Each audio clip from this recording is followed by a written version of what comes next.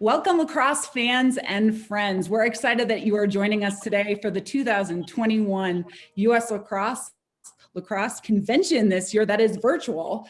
Today's session is going to be building a national team. We are going to be hearing from our international experts, Coach Levy, Coach Thompson, Coach Collier, and Coach Petrasia. And we're excited. We hope you're excited to learn a lot about building a national team today. Okay, so first question, what did it feel like to be selected as a national team coach? And this question is first for Coach Thompson, but also secondly for Coach Petrasia. Yeah, well, thank you so much for having us. This is really great. It was such an honor to be selected and a very humbling experience to be selected to represent the Haudenosaunee women's national team.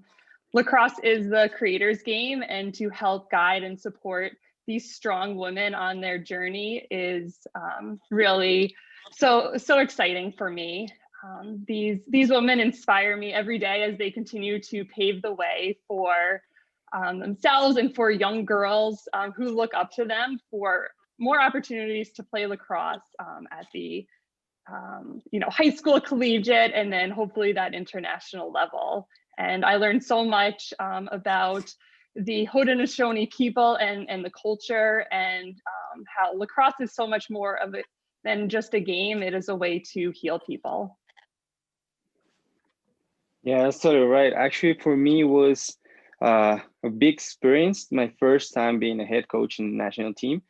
And I think it's a big responsibility because for us as an emerging lacrosse community, we have a lot of things going on after the national championship or after a national team being selected, because this is what for us and our community creates the next 4 years of lacrosse in Mexico. So I think it's, for me, it's a big responsibility to create a good environment, good chemistry in the team, and everything for the girls, for the players to be part of the future of lacrosse in Mexico.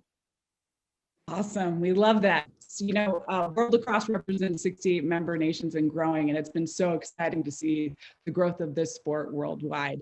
Our next question is going to be for Phil in England. What is the player evaluation and tryout? What does that look like for the national team in England? Yeah, well, in England, I guess a little bit different than probably certainly the US.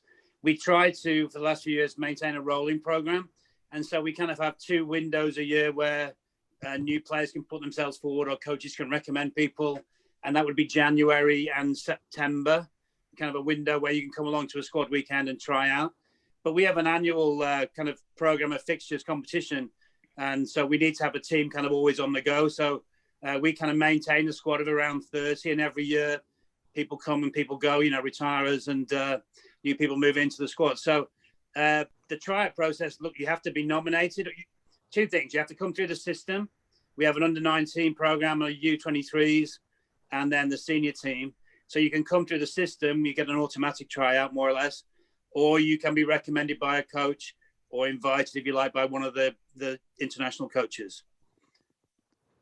Awesome. I love that. So we're talking about cultivating and fostering teams, and evaluation is part of that process. My next question is for Jenny. How do you cultivate team chemistry when these players likely only see each other maybe once or twice a year? I think, well, first of all, it's great to see everybody, and such an honor to be on. And there's so much history in England, the Haudenosaunee and their culture and what they've given to the game. And then so excited that a program like Mexico and Coach Petraca is a new and emerging area in our world that's bringing lacrosse along. So I appreciate the opportunity. I think it's really hard. I believe in social capital, which is building chemistry, and that just takes time. And so I think it's a big challenge for us who, unlike other US teams like soccer or ice hockey or basketball, you don't go into camp for 2 weeks. You see each other sparingly. And so obviously the situation with COVID has actually helped us use technology a lot better.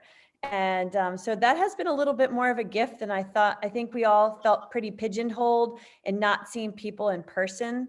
And then, the Zoom stuff, although a little stale in having fun and getting really hold of everyone's personalities, has given us a bit more opportunity. But there's a unit within the US program, and similar to England in the sense that there's a core group of players who played in 2017 are still playing right now, and they've done just a great job in sticking together and bringing in new players, and their leadership has been really important to building chemistry while we can't be in person.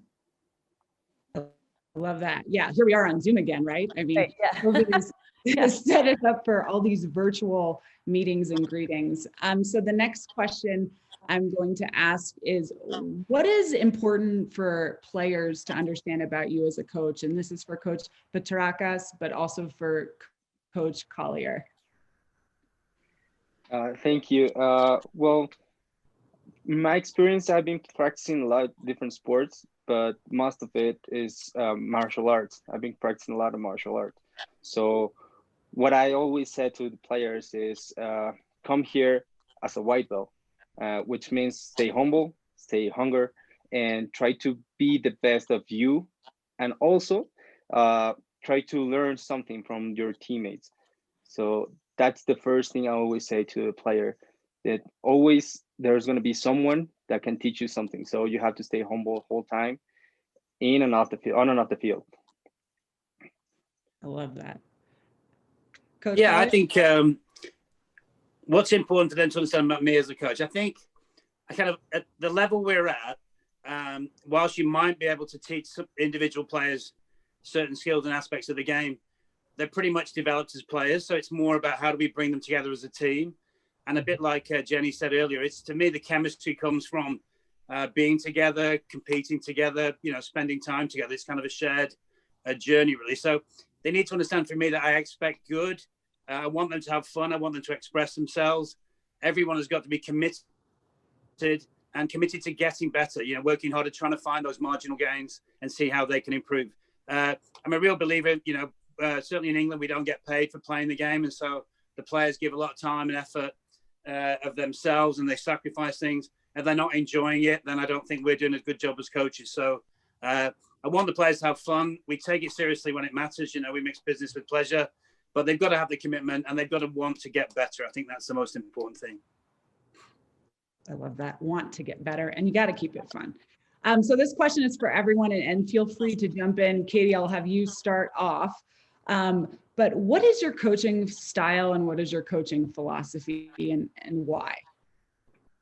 Right. Well, I really want to create an atmosphere, a positive atmosphere and environment for my players where they feel encouraged and to get out there and reach their goals. I want to guide them and teach them so that they can read situations and feel confident and empowered on the field to make those decisions on their own. And I also think communication is just so important, not only, just within coaching my players and building relationships and listening to them and learning about them, and learning about their family and their goals and listening to their ideas as well.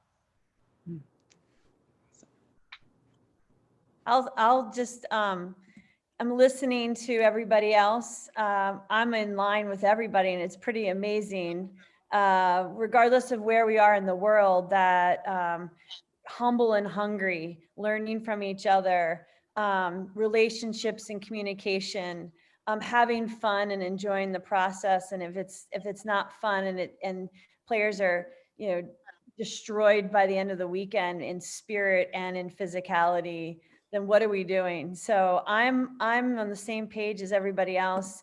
We're very fortunate here where part of our development ground is the collegiate level.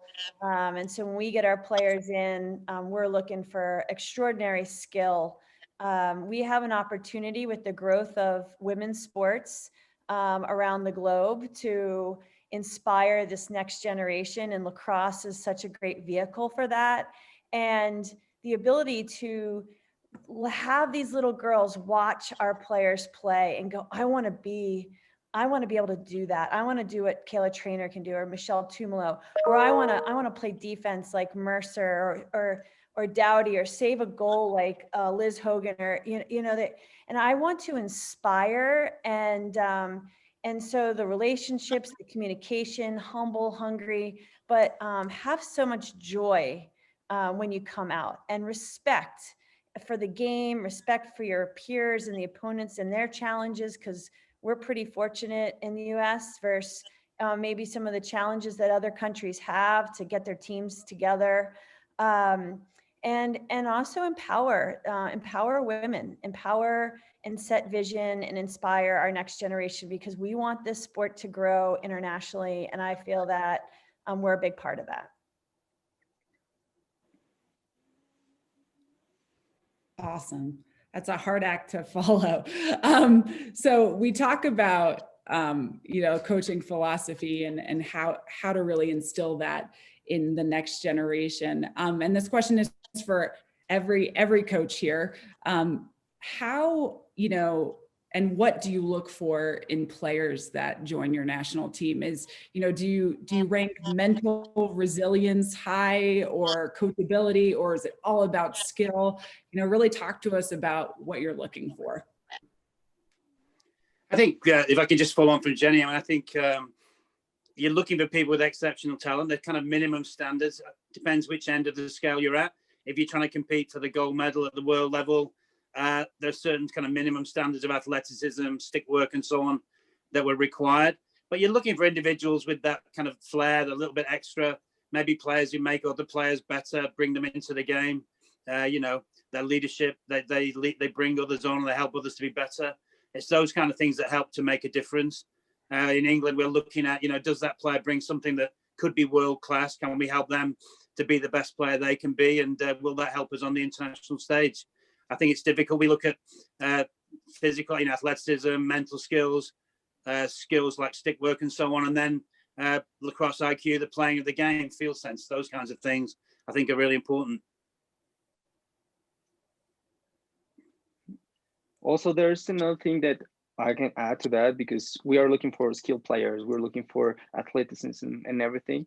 But also we're looking for people who can also learn from mistakes as fast as they can, because we are going to play in tournaments when you don't have more than 24 hours for your next game, and you have to learn from that experience in the game as fast as you can. So we need players who can learn fast and also make changes in their game, in their mental stability, or maybe in their decision making as fast as they can, so we can grow during the tournament to be sure to be ready on the maybe the last games, or even if we can compete to a different team right on top, we can be ready, mentally tough for them. Yeah, I can totally agree. Definitely a mix of skill and athleticism, as well as the mental game. And the World Championship is such a demanding tournament with so many games in such a short amount of time. So seeing how these players respond and react to adversity and challenges is really important. So during our training and selection process, putting in different game situations or scenarios that these players may face in the tournament, and seeing their responses and working through that together, we feel is very important. Love that. So we're talking about players adapting. I'd love to hear from any and all of you on how you've adapted to the current COVID situation. Jenny alluded to that before, everything is virtual, but how are you interacting and staying connected with your national team right now? Go ahead. Oh, no, go ahead. Thank you. Please. Okay, I was just going to say, yes, a lot of the similar things, social media and a lot of emails and texts. Before the World Championship was officially postponed, we were able to have one training session this fall, very safely with, a smaller group and masks. But to be more inclusive and to include everyone, we also gave the option to send in game film or just some practice film, so that everyone would be a part of it, even if they couldn't travel. So that was one way that, you know, something new that we tried, and it was very successful. Creative, I like it. Awesome. Well, actually, for us in Mexico, we are a small community, lacrosse community here, but we have a lot of friends in states that also play here for the national teams. So what we do is we have different groups, different social media apps then that we stay connected, like Slack or Zoom, maybe WhatsApp, different social media. But most of it is because we have maybe one or twice a month Zoom session, a Zoom meeting, maybe just a chat or maybe like games or something like that. And we also work out together. We take also the men's national team with the women's national team practicing together in a Zoom meeting and Zoom session, so they can stay together and stay like active in this COVID situation. Yeah, we've had different rules in place over the last 6 months. We've had lots of Zoom meetings like everyone else, where we tried to be creative. We had a session, I think, just for example, called Play Your Cards Right. And we had 3 middies and 3 attack players. And then we'd give them a scouted opposition. How would you 6 play against these people? The main thing we missed is the competition, I think, over the last 12 months. We managed to have 3, I think, whole squad weekends. We could have up to 30 people in a bubble at one time. And somewhere in there, we also had where we could have a maximum of 5 players and 1 coach in a bubble. So we had groups of 6 doing stuff. I think it's just a question of getting together and trying to be creative. It's been really difficult. I mean, again, in international lacrosse these days, not all your players are based in the same country. We've got several different locations from France to the US.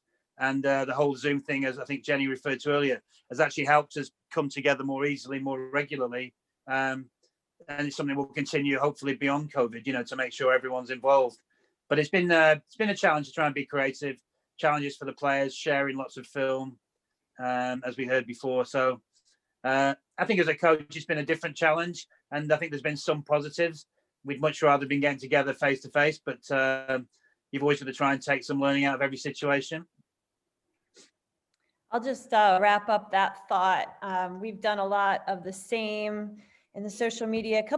One of the things sometimes that builds teams is off the field things as well. And we did some dives into racism and social justice. So we had a panel on that, which was great. I have different players that have different interests and different things going on. So what we try to do is really support them with some of their off-field things that they were working on or their small side businesses. There was a group of them that got together that did some t-shirts and sweatshirts that were kind of a take from some of what women's soccer did here in the US. We had like Kylie Oatmiller, who's building a brand where you can train. We also did some fundraising around doing training Zooms with all of our different players. And just like we all know, anytime you like dive into a project and you're doing it with 2 or 3 or 5 other people, all of a sudden you make a connection with them. You learn something about them. So although we're not on the field and we haven't been able to do that, the players are working out, and some of them will get together and have regular workouts. Jay Dyer is our strength coach extraordinaire, and he's hilarious. And if you follow him on Instagram, he's a great follow. So I'm giving Jay a shout out. But he also makes available workouts for the team. So again, crediting the leadership of our group and some of the experience in the room of just what they've done together. But some of the other stuff off the field, we've been able to help the players dive into different topics that they're interested in. And that's been something that's really great beyond lacrosse. Yeah, it's interesting hearing all the different perspectives, on the challenges that we've all encountered this 2020. And so my next question kind of piggybacks off this, and Phil, I'll have you start us off on this and everyone else can chime in. But what is the biggest and hardest challenge for you as a national team coach? I think the biggest is obviously having a diverse or a remote squad. So we think we've got, it would be 2 or 3 members of staff based in USA. We've got 3 or 4 players. I had a girl living in France. You know, we've got players living in Wales. We're all over the place. So it's that, if it was like a work team, you'd say remote workforce. Then we've got the difficulty of people traveling, getting together through the COVID and not seeing your players as regularly as you would like. If you coach a college team or a club team, you're seeing them every week. And that's not the same with the international teams. So different challenges. But again, I think when you do get together, it's usually for an intense period of time. Maybe you're leading up to a tournament, the World Championship or Europeans. And so you spend a lot of time together. I think just different challenges. And I think, I mean, I coach at school level, I coach university teams. It's just a different kind of challenge. And I think that's all part of the attraction to do coaching at the international level. It's a different way of working, and you learn and you find things out about yourself as well as your players. So I think that would be it. The fact that you don't see your team every week and the fact that people are remote, a lot more contact needed in between sessions.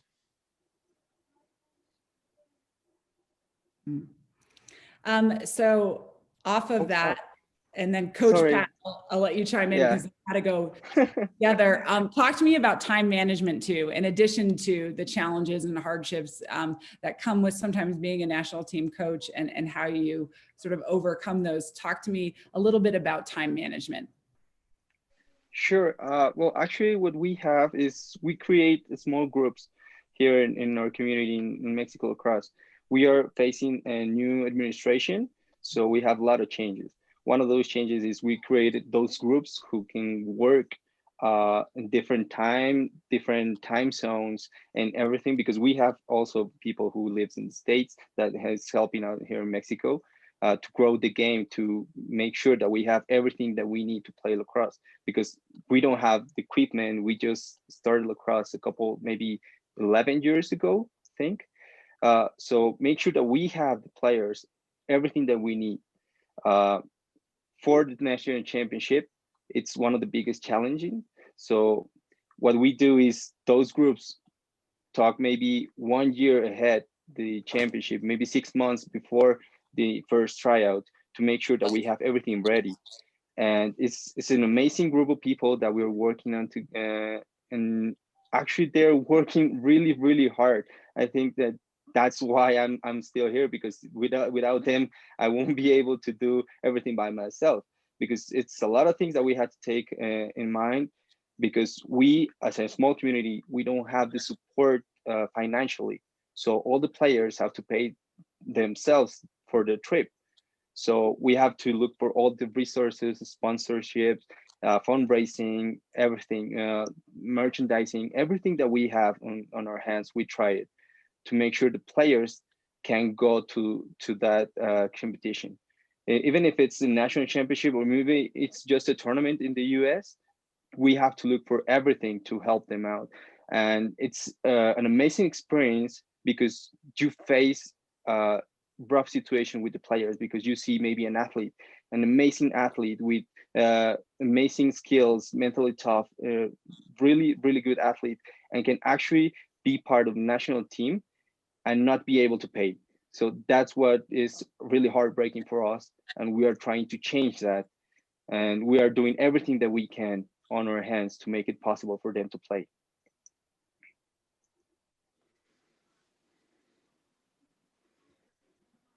So Katie, you're now working with the Haudenosaunee. There's a huge connection between the history of this sport. How does it feel for you specifically leading that charge? No pressure, but how does it feel? It feels so great. I have so much respect for the program, and I was very fortunate to play with some of the women on the national team at Syracuse University, and was an assistant coach for the U19 Haudenosaunee team in Peterborough. So it is truly such an honor, and I have learned so much, and I hope to help guide them through my experiences and create more and more opportunities for the women to play. We are growing. You know, it's so amazing to see how far the women have come since their first women's senior team in 2009 in Prague. And I was playing for the US team during that time, and I remember going to watch their games and cheering them on. So to be a part of their fourth World Cup and World Championship is really exciting. It is, and we're excited to see the women's team along with the other teams that'll be part of the 2022 World Games. So off of that, we're talking about the expansion and development of women's programs worldwide. The rate of change in women's sports is one of the most visible trends internationally right now. How have you all, as coaches and players, seen the exposure of women's lacrosse change? And in what ways would you like to see it change in the next several years? I can go. Well, I think one of the biggest things, and I'll just tell a small story if you don't mind, but right when I had the honor of becoming the national team coach was right after the 2017 World Cup in Surrey, which, by the way, my daughter and I had attended both the semifinals and the finals, so as fans. And you know, I run a lot of camps through my other job, which is at University of North Carolina, and I was asking all the different campers that came through, because it was the US has been very successful in the last 3 World Cups, and I said, can you name any player on the national team that just won their 3rd World Cup? And I probably saw around 1,000 players to 1,500 little kids during camp that summer. And I probably had maybe 10 kids total who could name a player on that team. And so that to me was really disheartening, knowing, like Phil said, these guys, don't get paid. Our guys do get paid to travel, unlike the Team Mexico, but they work so hard and they want to be considered professional athletes. And so that's where we've started this quest for 2022 World Cup, is to try to create more opportunities for visibility, exposure, promotion of not just the US players, but lacrosse as a world game. And we've been very intentional with bringing different competitions into and going to where all the high school tournaments are, specifically down in Florida. Our first year there in Orlando, we took one field and we practiced there and we played there. We played the professional team in one of the iterations of the 6v6. The field was packed for 4 hours with kids, girls lining it. It was electric. And so I felt that, the players who were there felt that, the staff did, and all the little kids. And there's just so much potential for growth, and we just need to capture that, not just at the on US soil, but all across the globe. And so we have a lot of work to do, but we're only going to do it and succeed if we do it together. Yeah, if I can add to that, I think one of the things I've seen in the last few years, there's a lot more international competition. So whether just from a European perspective, we have the European Championships every 4 years. There's now an under-20 European Championship too. Tours to the States, tour to Australia. There's a lot more. I think Japan have been over to England a couple of times. There seems to be a lot more international series of games and available. So again, I think that can only help raise the profile. And then obviously we've got the Olympic version of the sport coming soon, really, I suppose. Also here in Mexico, we believe that women's lacrosse could be the fastest growing lacrosse maybe division of all time, because it's easier. Well, it's harder to play, but it's easier to get enough things to play. You just need simple things. And we think that with that facility in different countries around the globe, will be easier for us to play more and more in events like this one, like national championship, or maybe tournaments around the globe, because it's really, really exciting seeing a lot of girls trying out from maybe 7 years, 10 years, and said, I want to play in the national team, and I want you to coach me. And it's really exciting for us, and for every single girl around here, it's the same feeling. We really want to grow the game as much as possible, and we believe that this is one key to do it.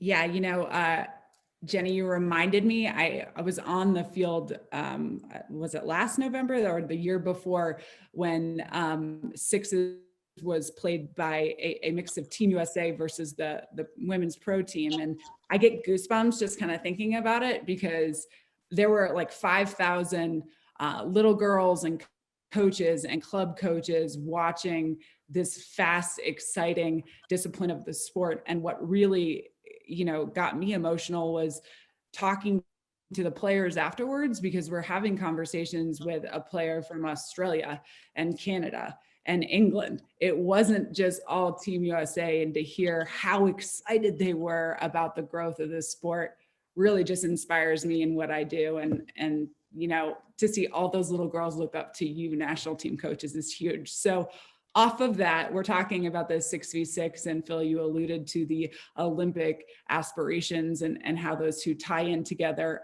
What excites you most about this short-sided, smaller game discipline?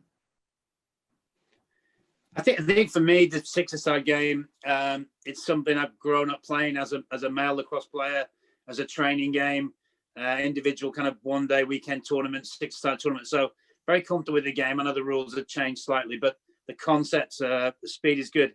I think the thing for me is the doors it potentially opens. So if lacrosse is successful and gets into the Olympics, I know across the world that will open up potential funding to every domestic national governing bodies from their government or their Olympic sports. And that just could be the kickstart of the next wave, if you like, of growth for the sport. So to me, it's really exciting from that point of view. I've seen, I've heard, and I've been interviewed, and lots of kind of negative views about selling the soul of the game and comments like that. Exactly. And I just like, well, I just don't see the problem. You know, I only see good things. It's a fast version of the sport. If nothing else, it will help people's skills. If you're a new country trying to start the sport, surely it's easier to get 6-a-side teams going than 12-a-side teams or whatever. So I just can only see positives myself. And I think if we do it right in the next few years and we can get into Los Angeles Olympics, I only see, you know, massive positives for the sport. Mm-hmm. Well said, Phil. Yeah, I agree. You know, of course, the speed and the skill work that's going to be in the 6v6 discipline, but just the potential for growth across the world. And it's just going to be so fun and engaging, equally to play and to watch for the fans. And we're really excited to be a part of that. Yes, totally agree with all of you, because what we see now in Mexico, and not just Mexico, in all the countries that are emerging lacrosse communities too, is that we can level our skills base faster. We can have players that can play against maybe a different team around the world with the same level of competition. We see that getting closer and closer with this change, and we agree that it's a big step for lacrosse.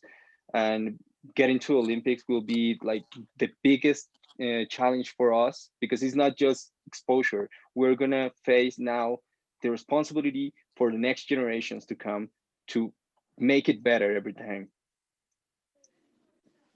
I'll just bring it in. I agree with everybody. I'm excited about it, and I think like everyone has mentioned, is the opportunity to be an Olympic sport really broadens the reach of the sport, and also makes it people will be supported, right? So Coach Petracca, your best player, can be supported by your national governing body for the Olympics to go in. And you see, you know, recently they announced a couple new sports getting into the Olympics, and I'm like, it's got to be us in 28. Let's go. But you know, and I watch how futsal has impacted soccer. I've watched, you know, rugby sevens get into the Olympics and they haven't lost their traditional game. And I think that there's a space for it all. And I think it's exciting. I know the players are challenged by the game because of the pace and the skill required. But at the same time, like you said, the numbers are lower, so you can potentially create more parity in the sport competitively, because you don't need as many great players to be super competitive at the highest level. So I know that there's a lot of negatives, Phil, I've heard it too. But if we do what we've always done, we're going to get what we've always got. And that is at end of 2017, no one can tell me the name of any of the stud players on any of the Final Four teams in the World Cup. And that needs to change for us. And I do think we are at the precipice of making some of these bigger strides in our sport. And like Coach Petraka said, we do have a responsibility to leave it better than we found it. I love that. I love that perspective. It is really exciting for me personally to see the continued growth and develop of the sport in all of your member nations, but worldwide. And what other Olympic sport do you see both a men's side of the sport and the women's side of the sport equally as competitive? And I think that's what really sets us apart is the competitiveness of our women's game, and you're all part of that. My final question, and feel free to talk as long or as little as you'd like on this, but what excites you most as a national team coach as you look to the future of lacrosse in general, worldwide, but also your national team as it continues to develop?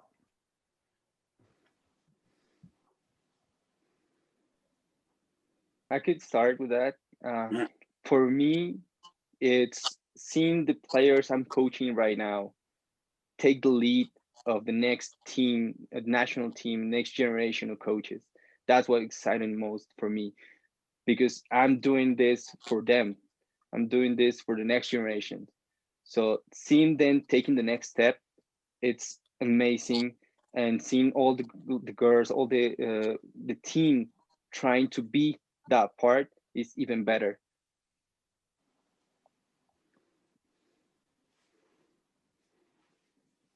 Okay, I agree with that. I think, you know, part of we talked about coaching philosophy earlier, and, you know, you want your players to be students of the game and learning more about the game through your contact and engagement. And I think something that's very rewarding is exactly as we just heard, is that if you can produce the leaders, you know, not everyone's going to be a coach, or some people might go into umpiring, some people become the team doctor or a physio, but trying to get the players to sort of give back afterwards and seeing that next generation come through. I was lucky when I got the job with the England women's lacrosse team. I inherited a group of players. Some of these names will be familiar: Laura Merrifield, Lucy Lynch, Kirsten Lafferty, Alison Smith, a whole bunch of players who are leaders in their, you know, major in the army, directors of lacrosse at schools. And these are the kind of quality people that I see as the next generation to benefit, hopefully, from the game going into the Olympics. So that really excites me. If I'm being personal for a second, the fact that the World Cup has been delayed 12 months, I think that will make it even more of an exciting, high-profile event when we eventually get there. So I'm really looking forward to that in the context of everything else that's going on. And then there'll be, obviously, the World Games will follow quickly on after that in Birmingham, Alabama. So I think that period of time should be a massive high profile for women's lacrosse, and I'm really looking forward to that. Yes, summer 2022 is going to be something for the sport, and, you know, just so inspiring to see the growth and to see the development and more opportunities for young girls to play and aspire to be, you know, just like these older players. And you know, for the Haudenosaunee Nation, we are just so humbled to be a part of the World Lacrosse, and you know, can't wait to see the development and to see more and more players playing the sport. I guess I'll finish up. I concur with everybody, and I saw on Instagram over break, somebody said best Christmas ever, and they were holding up a T-shirt from US that had a name of one of our players on the back that she'd gotten for Christmas. And I want that recognition not only for our US team as mentors and inspirers of this next generation, but I want it for everybody's teams, and to be able to tell stories about how they got here, what their background is, so people can really attach to not just the lacrosse player, but the human being, and understand what great role models and like we've been learning, people want to see what representation from their own lives in the game. And so it's global. It's a global representation. So I'm really excited about that. I'm fired up that 2022, we got another year to promote this bad boy. We're going to use technology. We're going to push it out, and we're going to try to clear the gates for 10 days to have this amazing World Cup on US soil, which we've only hosted. This will be our 3rd time, and just be great hosts to everyone coming in. And really try to support all the different teams with a packed stands. That's what I would love. I can't get there right now, but we're going to get there.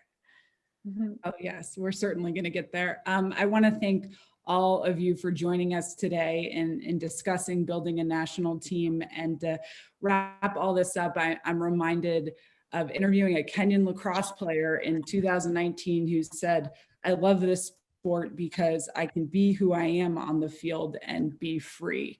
And so as we look forward to the future of this sport, I want to thank all of you for being part of that impact globally. And I want to thank all of you for joining us today at the 2021 US Lacrosse Convention. Thank you so much.